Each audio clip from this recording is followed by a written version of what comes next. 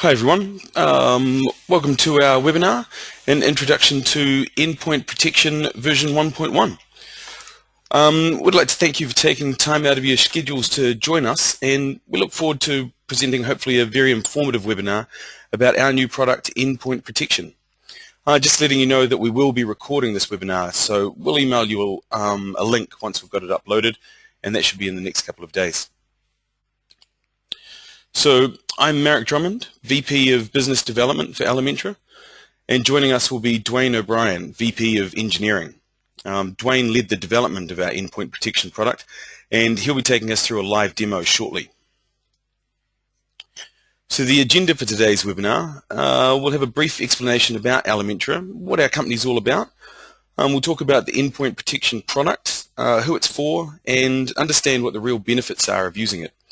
Then I'll pass it over to Duanne, who will provide a live demo of the product so you can really understand exactly how it works, what it does, and how you can get the most out of it.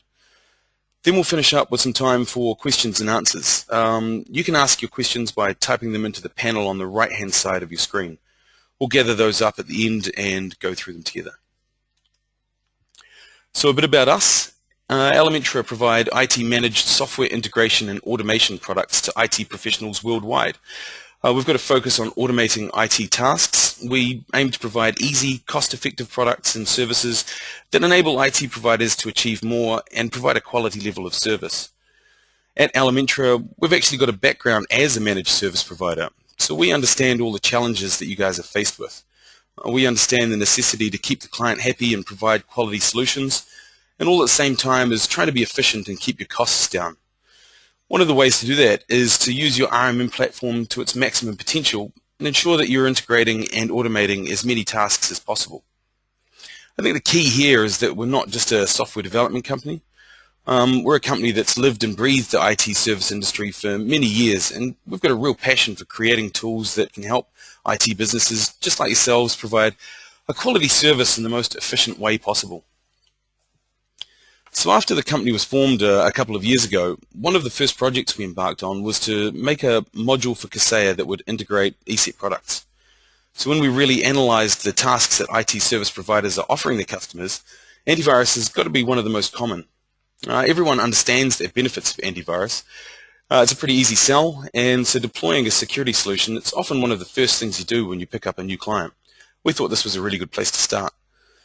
So the Endpoint Protection software, it's an integration module that allows IT providers to manage their ESET endpoint security from within Kaseya.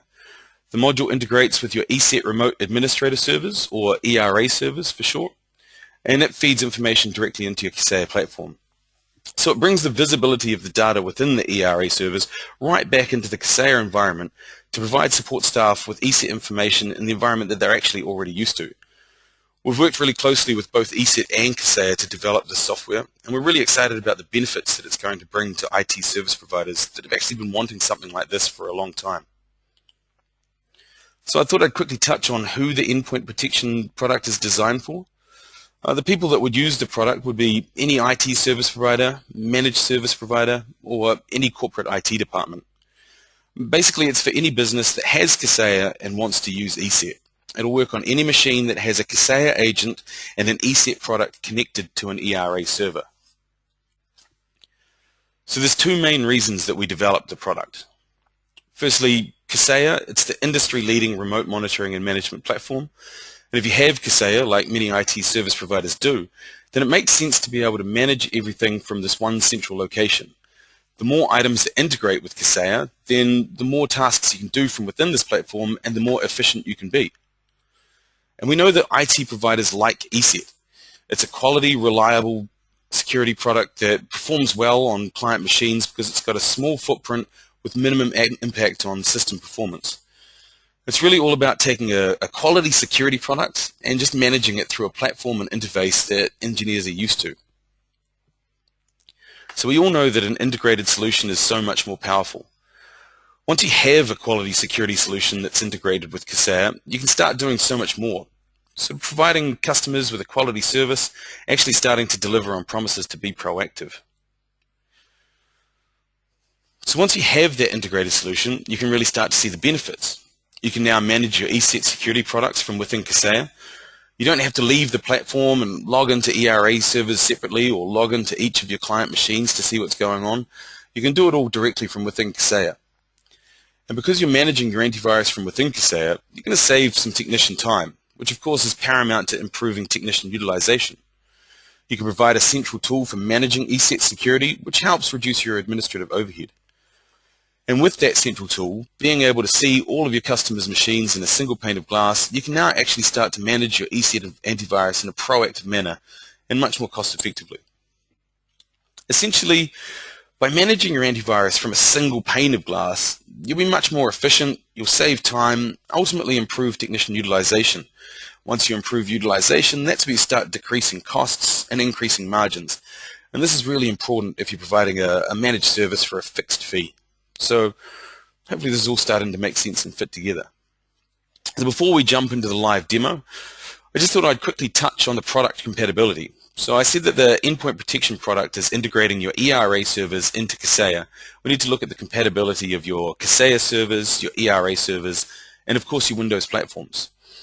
So as we can see, it's compatible with pretty much all the platforms and all versions. There's a little bit of customization that's required on any old 2003 servers that are still rattling around out there. The only thing I should point out is that this is a Kaseya on-premise only product at this stage. We've spoken to Kaseya about integrating third-party applications, and they just don't support that. So now I'm going to hand over to Duanne O'Brien, and he's going to give you a demo of the product, and you can see what it's all about. Here you go, Duanne. Okay, excuse me. Thanks, Marek. So in this part of the webinar, I'm going to step you through how to install and configure our module. And then once that's done, I'm going to take you through some of the core features, and hopefully you're going to get a really good idea of how the product fits together and how you can use it. So the first thing to do, I'm just going to drop our presentation down. And I'm going to remote onto our ERA server. This is where our ERA actually runs. Okay, so to synchronize information and perform management of the ESET endpoints from within Kaseya, we need to set up a bunch of components on the actual ERA server itself. So previously, I've actually downloaded our module's MSI, and I popped it on the desktop. So to get us underway, I can just double-click that. Okay, and I'll accept the welcome screen, license agreement, and then I'm just going to click through the defaults and get the install underway. So what's happening here is that the installation is actually creating and installing an API that sits above ESET's registry, database, and files. And the API helps us communicate with ESET and also detects whether you're running version 4, version 5 of ESET, and provides compatibility for us. Click Finish, and OK. And that's all it takes to install on an ERA server. I'll just drop that down for a minute. Next, I need to install some components on the actual Kaseya server itself. So I'm going to RDP onto our Kaseya box. And again, you can see that I've previously downloaded our MSI from elementary.com, popped it on the desktop, and I can just double-click that to get it underway. Accept the welcome screen, accept the license agreement. Okay, so the first dialog we're presented with is all about where the database locations are. Now, we use two databases. The first one is the Elementra cache database, and we use that for retrieving information from all of the ERA servers and storing it locally. And that way, our module that's running inside Kaseya just accesses the cache server. So if you have an internet outage or you have many ERA servers you're integrating with, the module doesn't have to go over the wire and talk to those ERA servers in real time. It actually retrieves information from a cache database. Now the second one is, where's the Kaseya database? Now often this is installed directly on the same server as Kaseya, but we need to know where that is so that we can set up security permissions so that our module can actually interact with Kaseya. Now for both of these, you can set up a server name or an IP address, but whatever you do set up, you just need to make sure that you have systems administration for SQL Server on those machines, because you require those permissions to actually create databases and create the appropriate security. Now, during this demo, I'm just installing locally on my SQL Server running on my Kaseya box, so I can leave these both as 127.0.0.1. The next dialog is about where is Kaseya installed. So normally Kaseya is installed in C drive Kaseya. If you've done some kind of custom install and you've changed the location, you would need to change it in this dialog, but probably all of the installs we've seen is always installed C drive Kaseya. So we're just going to accept those, and also the location to store our files in, and get the install underway. Now this installation is a little bit more complex than the one on the ERA server, and that's mainly because we're actually creating a module, installing web pages, JavaScript files, things like that, into the actual Kaseya website. We're setting up functions and menuing and security and so on inside the Kaseya module, creating our own database to store information, setting up security, and also setting up a scheduling service. So in the background, there'll be an automatic synchronization between our module running inside Kaseya and all the ERA servers that it's interacting with. So that's pretty much step 2 finished. Now, there's just 2 things I just want to briefly show you. The first one is, in terms of add and removing of features, that's obviously Windows' way of install and deinstall. Once you've installed our product, it appears here, and if you need to move it or upgrade it, it's just a matter of double-clicking, and what will happen is it will actually remove all of the stuff that it's installed. So it's quite a complex task to install into Kaseya, but it's also a reasonably complex to uninstall as well, particularly for upgrades and so on. If you run this, it will deinstall it. The second thing is the database. If you do an upgrade and even if you go from, say, a beta to a retail version, you double click it, uninstall, reinstall your new version, it will always keep your database. So if you're doing an update, you won't have any concerns about whether your database is being removed or not. We don't remove it on deinstallation. Okay, so the next step really is to fire up Kaseya and to log in. I'll log on as admin.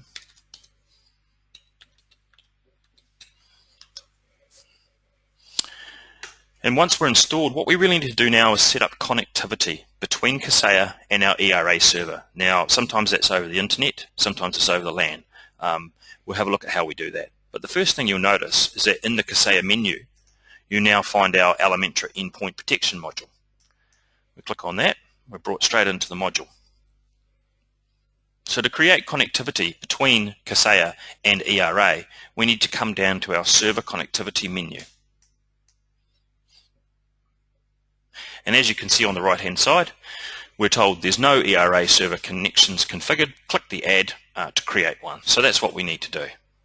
So if I click on add, I'm presented with a dialog to add a connectivity.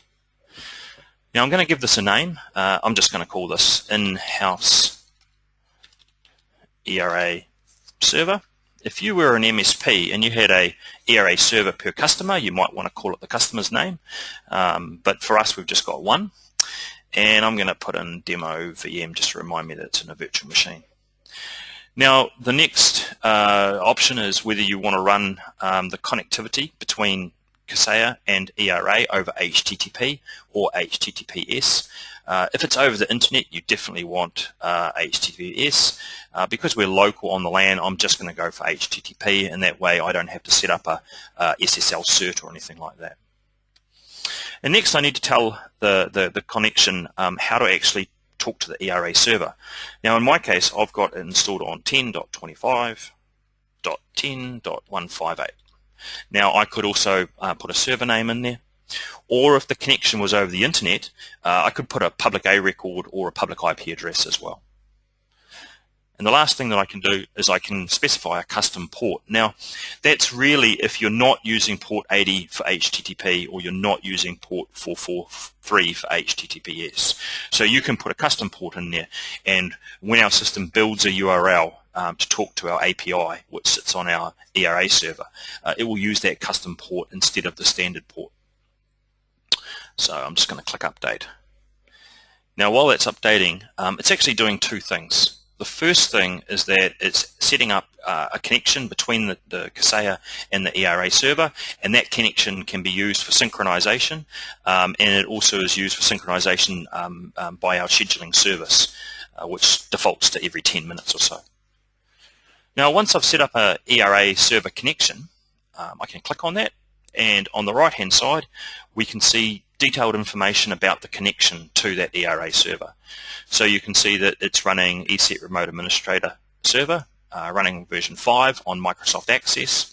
I can see information about our components installed on that machine. I can see the IP address I entered, and you can see that URL that got built that actually invokes our API. There's some other information as well about when did it last synchronize, how long the synchronization took, and so on. So you can see that. While I'm showing you that, you can see that we've only got one ERA server, but I thought it would be a really good idea to show you what it looked like when you had many ERA servers. And our test environment has that, and that's because you might have noticed when Marek was talking about compatibility, we talked about the fact that we support ERA 4, ERA 5, and both on Access and SQL. So there are 4 different options that we are continually testing against because the databases and the structure of the databases are quite a bit different. So I'm going to log us into our test Kaseya server, SAM admin.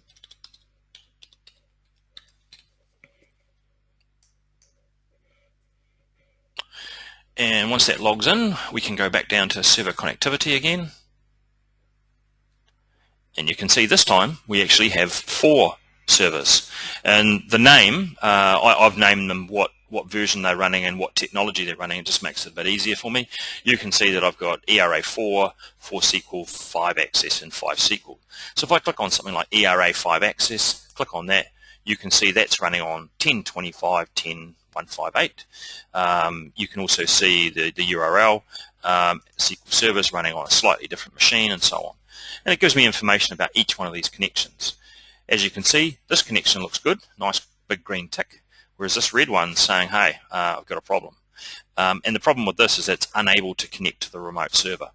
Now, we actually deliberately did that. What we did is we powered down that VM just before we started this presentation, just so that you could see that we use a standard set of icons for saying things are good, things require attention, and things are wrong. And in this case, something's wrong on this particular ERA server, and I can go and have a look and find out what's wrong with it. But that's kind of what it looks like if you've got multiple ERA servers. Now, a really important point here is that we don't license per ERA server. We only license per endpoint. So if you're a customer who is, say, an MSP, and you have, I don't know, let's say 10 customers of your own, and you've installed an ERA server for each one of those customers on their premise, you'd set up 10 connections. To us, that would make no difference than if you were an enterprise and you had one ERA server and you had the same amount of endpoints. So you can set up as many ERA servers as you like, and we only license per endpoint. Let me drop that back down and back into the demo version. Okay. Right, now that we're up and running, we've obviously got connectivity. We've actually done an initial synchronization with our ERA server. That's where we got this information from. We now need to start looking at endpoints. But to actually view information about endpoints and manage endpoints, we need to buy licenses and we need to allocate licenses against those endpoints. So to do that, I need to go into the Elementra licensing. And just as before, when we went into server connectivity, if we didn't have anything, the right-hand side gives you a bit of information about what you need to do. So as you can see here, there's no Elementra Endpoint Protection licenses entered. Click on the Buy button, go to elementra.com and purchase them. So click Buy, which will open up another tab in our current browser, and you'll actually be brought to our purchase page and shown all the product offerings that we've got. Right at the top, you'll see Endpoint Protection, and I can click Buy Now. Fill out some details, Duanne O'Brien, and carry on. And then once I've selected the amount of seats, so I want 500 seats, I could click Continue. I'd be asked for payment details, and once I'd entered them, I'd be accepted, and immediately I'd be emailed with confirmation of all the details that I've entered, because they're bound to the license key. information about the purchase payment, and your license key itself. So you'll receive them immediately in the email. Fortunately for the demo, I've actually created one of those already. So if I just click Add, and I enter the company that I set up, which was Elementra Webinar Trial. When I did it, I asked for 50 seats. I said I was in New Zealand, and the expiry is just tomorrow, and the code. Now the code's a little long to remember, so I'm just going to drop down, and I have it on the desktop as well. So I'll grab that, come back in, and pop the code in. Now those are the mandatory fields you need to enter, and they all work together to form the license key, and we do license checking. The one option that you have is pools, or sometimes we call license pools. So what license pools are all about is giving you the ability to aggregate licenses together. You can see I bought this license today and I have 50 seats. If I bought another one tomorrow because I just brought on a new customer for 10 seats, there might be a situation where I want to aggregate those licenses together. So a situation like that might be where you're an MSP and you want to have your licenses aggregated for one customer. And as they shrink and grow, you want to upsize and downsize their licenses available. In an enterprise, that might be for the particular business unit. So what we do is we will aggregate licenses together so that all of the licenses in the same license pool will appear together. And this is very much the same that ESET do in the ERA when you set up license keys and they aggregate up to a license. So in this case, I can put in, say, my trial customer licenses, and that's the name of the pool. It's completely free text, and I can update that. Okay, so that's actually done a couple of things for us. The first thing is it's saved the license locally in the cache database so that we can use it to allocate against endpoints. The second thing is it's gone up to our activation server and it's activated the license for you. And it says, as you can see on the right-hand side, license was successfully activated right now. And we issue a activation key which works with the license. Now the license itself you can see is in orange, and that's just simply because it's expiring pretty soon, in fact tomorrow. So licenses go from black, our normal color of everything's fine, through to orange, which is it's expiring, and they'll go out grayed out once they've actually expired. So that's why that license is orange. So now that I've actually purchased and I've set up a license, I need to choose which machines I want to allocate that license to. So I need to do that from Client Management. If I click on Client Management, I can see all of the clients that I have available to me. Now, we have approximately 15 in our demo environment, and you can see them right here.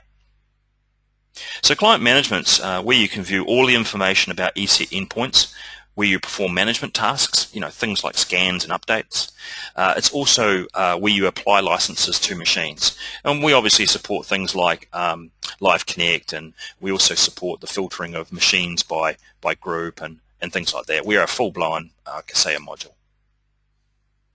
Now, I want to apply licenses to my machines so that I can get detailed information about them, because at the moment you can see I don't have any information. I don't know what's happening on those particular endpoints. I can just tell that this machine has ESET endpoint antivirus on it, and so do these other ones.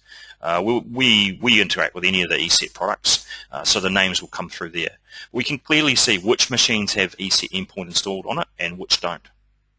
Now that actually directly corresponds to which can be selected, because we think there's no point in being able to select a machine that doesn't have ESET endpoint on it. You won't want to allocate one of our licenses to it. So what I'm going to do is I'm going to select my machines. This is just a one-off exercise. I won't have to do this again. And I say allocate my license from, and then this is the pool that I originally set up. So if I allocate my licenses, this is going to do two things for me quite quickly. The first thing is it's going to say this particular machine has a license, and it will link the license. The second thing is it will automatically synchronize with your ERA server, and it will bring back detailed information, because once you've licensed, you're allowed to see the information, you can manage that endpoint and so on. So we do it immediately for you. And you can see that immediately I can tell that actually one of my machines is not running so well out there. PC4, I can have a look at, scroll across, and antivirus and anti-spyware. Let's have a look. Oops. Sorry, I'll just open that up. Protection is disabled. So it looks like a user's actually gone and disabled the ESET endpoint there. So we'll have to probably do something about that. I can also see things like what is the virus signature database, and it's up to 8606, and so it looks pretty much up to date. And I can see any other information about that particular endpoint.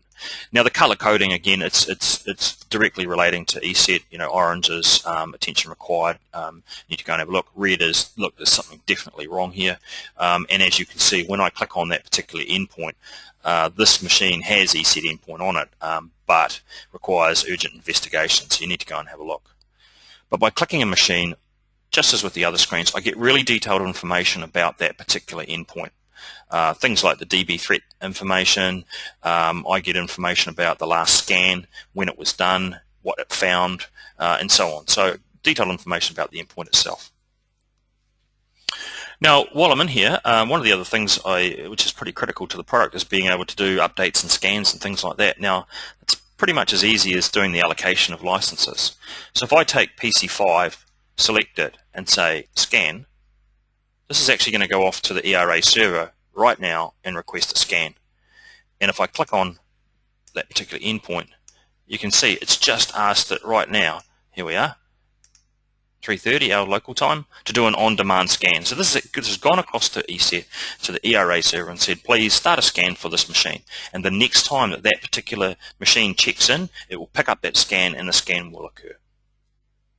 So that's kind of client management. It's the main screen for actually managing and viewing information about your endpoints. As I mentioned before, you can set up, you can use your views, you can edit your views, you can use your standard groups. It's also scope aware.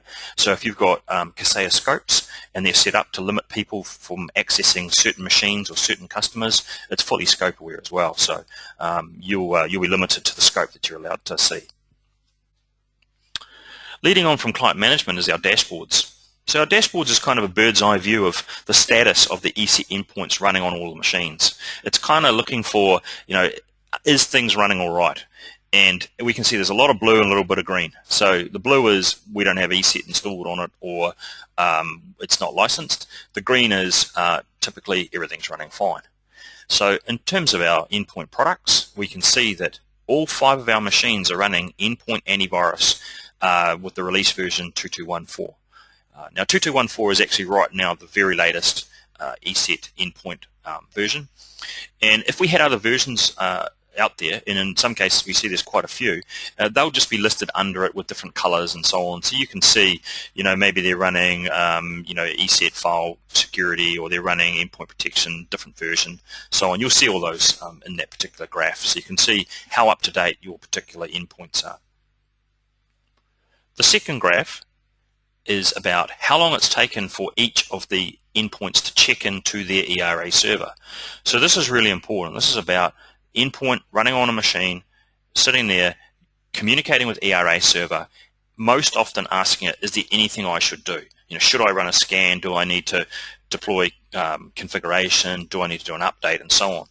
And we're in pretty good shape because all of our machines have connected within the last 24 hours to their ERA server.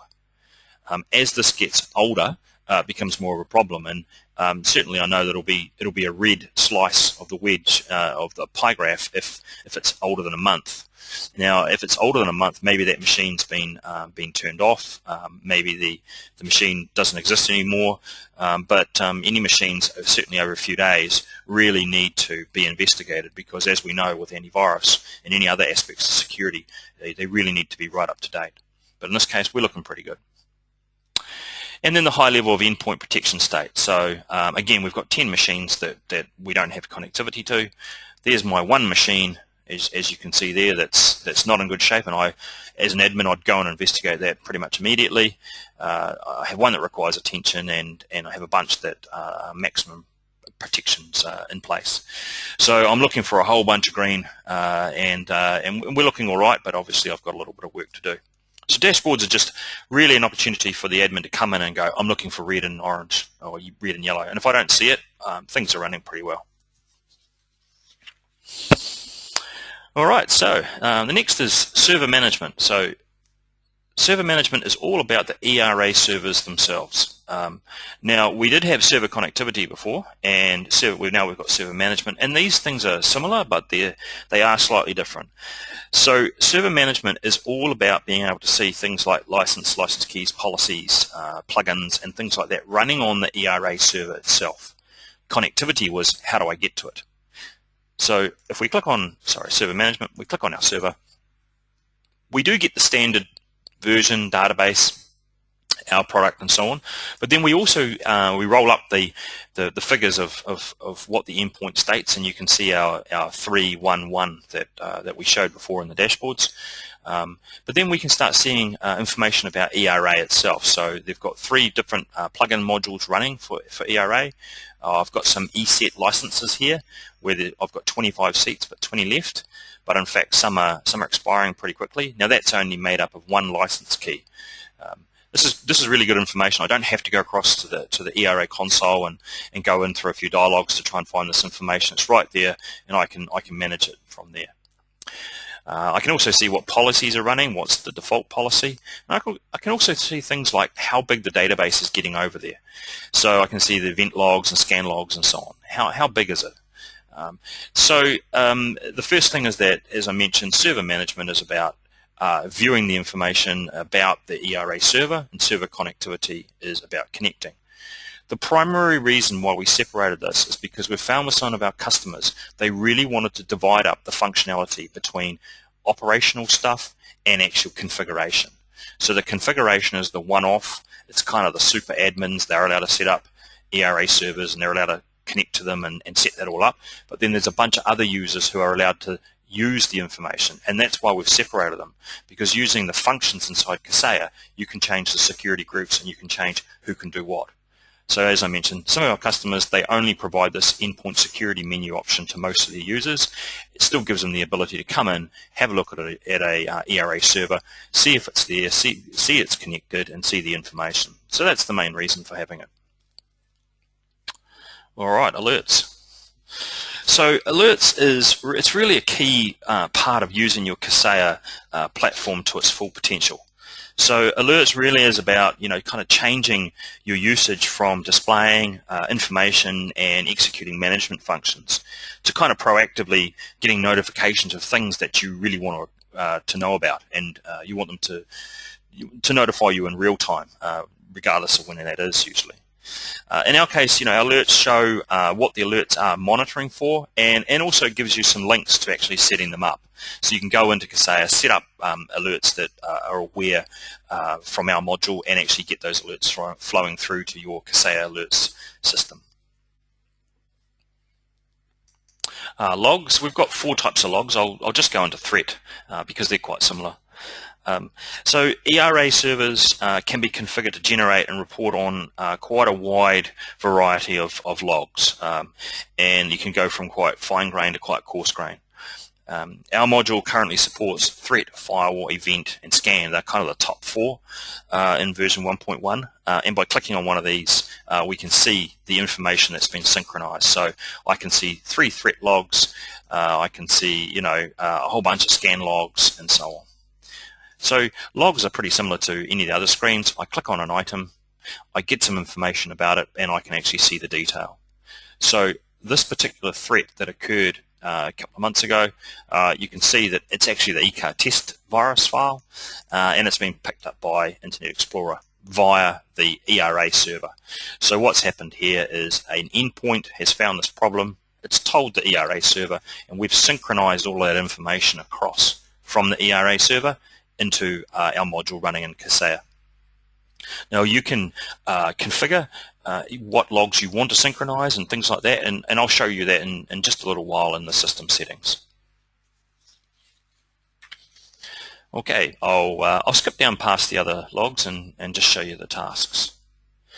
So tasks in ERA are all about telling the endpoint that it needs to do something. So ERA and ESET endpoint is a client-server technology. When the administrator or the system tells ERA that something needs to be done, it's more or less at an endpoint level. And when the endpoint checks into ERA, it says, have you got anything for me? And the things that it is asking for is tasks. Do I have to perform any tasks? And tasks are things like, scans, updates, configuration, things that the endpoint actually needs to do. Now, what we do is we synchronize the tasks across from all the ERA servers so that you can see where those tasks are up to and so on. So if we look at the top task, this one here, say task 61, you'll see that it's finished. It was an on-demand scan, and it was sort of at 3:30. So that's the one that we kicked off actually earlier, and it's on our in-house ERA server. So what's happened there is, from an our module, I've clicked on a endpoint. I've said, create a scan for me. It's sent it to the ERA server. The endpoint's picked it up. It's done a scan. It's gone back to ERA, says I've finished, and we've synchronized that information all the way back. So I can tell right from inside Kaseya where all of my tasks are up to, and that's pretty handy, because the screen will actually show you tasks from any ERA server, and you just be scanning for ones that aren't complete. But as you can see, they're all complete, which is looking pretty good. We've covered off some licensing and connectivity, so let's have a look at system settings.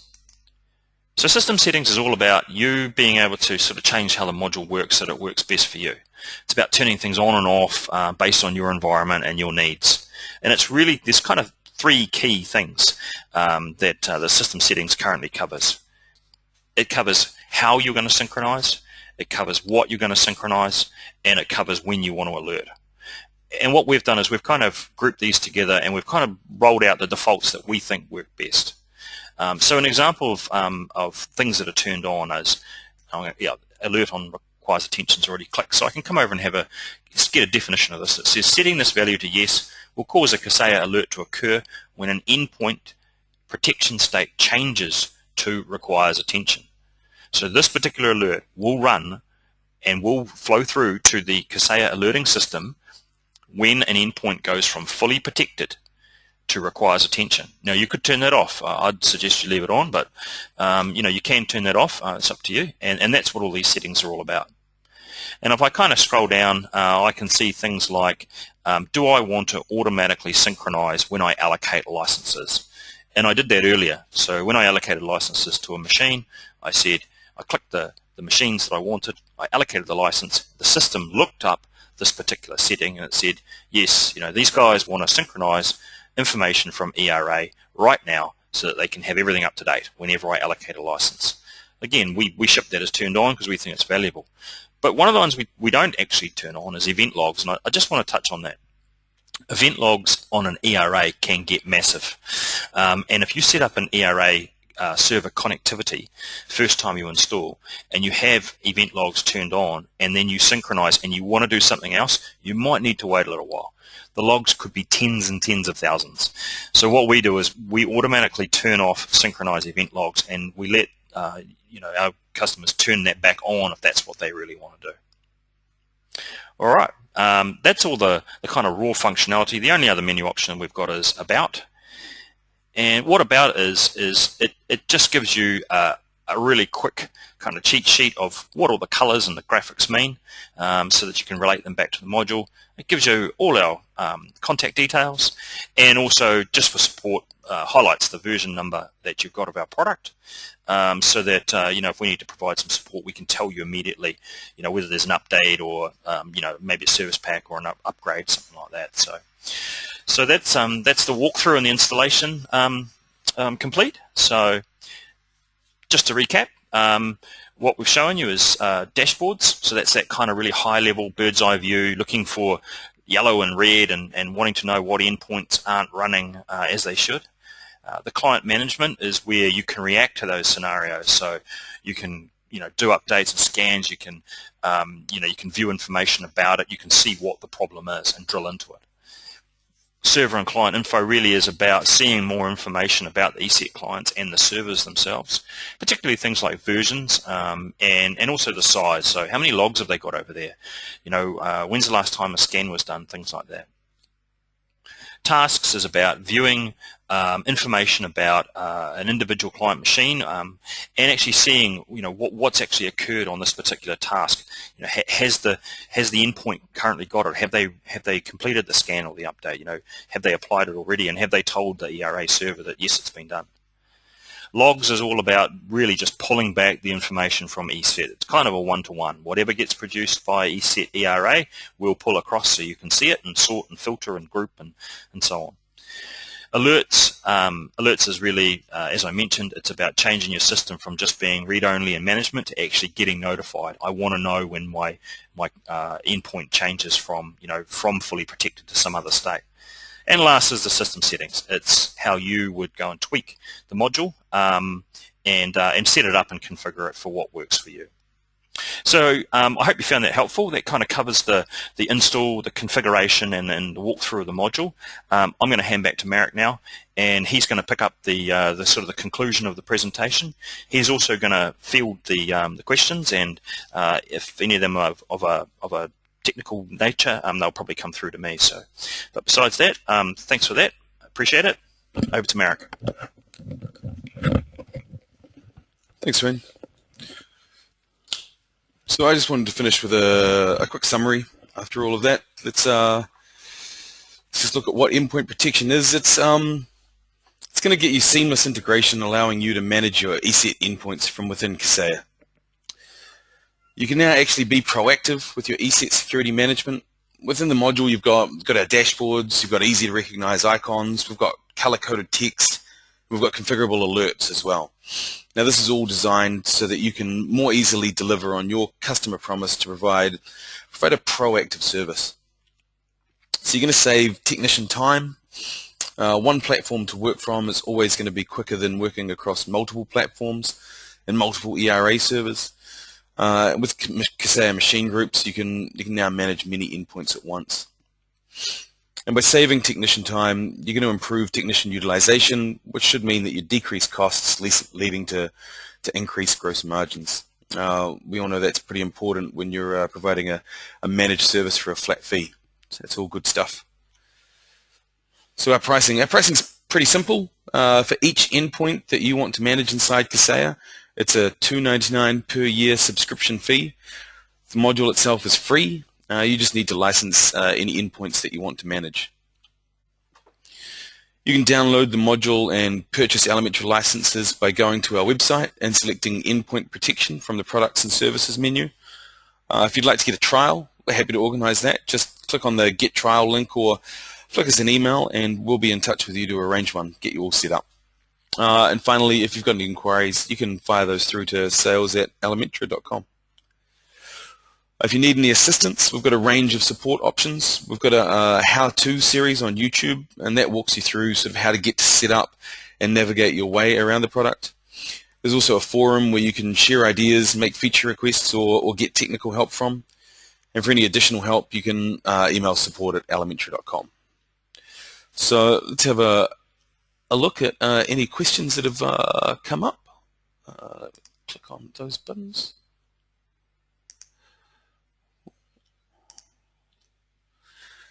All right.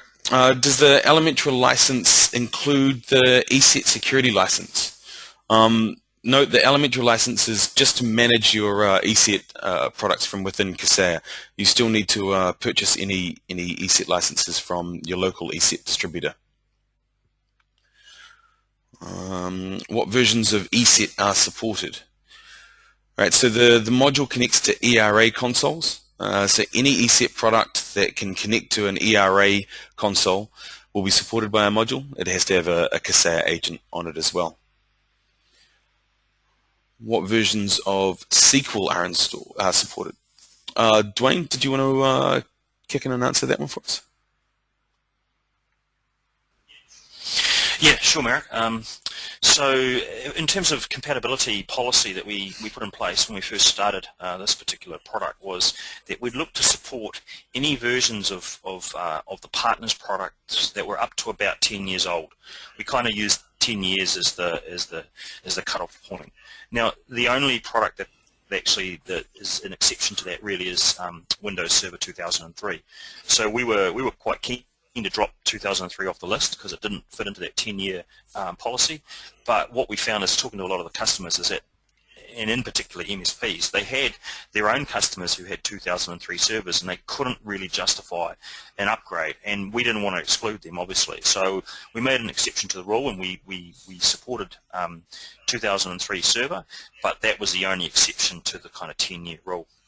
Now, in terms of SQL specifically, just looking at that, that puts SQL Server 2000 quite far out of the 10-year kind of policy.